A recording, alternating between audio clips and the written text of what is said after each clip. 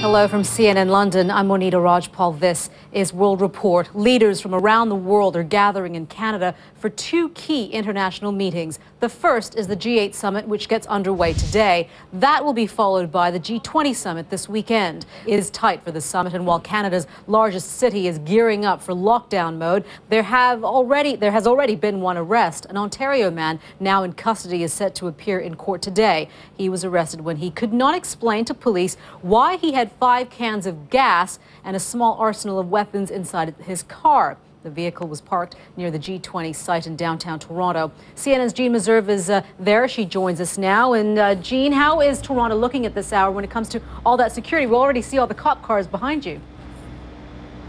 In Toronto, thank you so much for that. So who actually makes up the G20? The group is made up of 19 nations plus the European Union. The G20 economies represent 90% of the global growth. A shocker in South Africa. Italy are out of the 2010 World Cup. The defending champions were sent home after Slovakia beat them 3-2 in Johannesburg Thursday. Robert Vitek uncorked the Slovak surprise. She holds the modern era record for most singles titles. She's also set the mark for the longest women's winning streak. But what does Martina Navratilova make of the latest record beaters in tennis? The 9-time Wimbledon champion joins us after the break.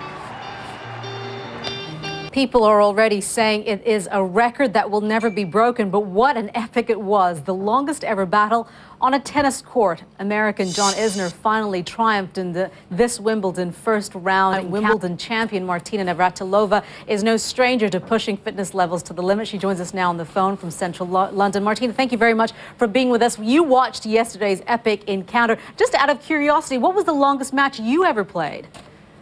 It was actually a 24-22. You're playing under pressure. Some of the big names in tennis are still going strong after the first week of Wimbledon, especially when we're talking about the men. Who do you think is really doing well this time? Well, I think Mary's playing pretty well, but... Just switching gears now, going into the United States, BP says the cost of its response to the oil spill in the Gulf of Mexico is spiraling. This as its stock price hits a 14-year low. We want to bring you up to date on the very latest developments coming out of the Gulf of Mexico now. So far, at the international weather picture now, Mari Ramos is at the World Weather Center keeping track of the weather in all parts, and she joins us now. Mari? That's right, Monita. You know, we have some really good, a little windy, but overall good. Back to you.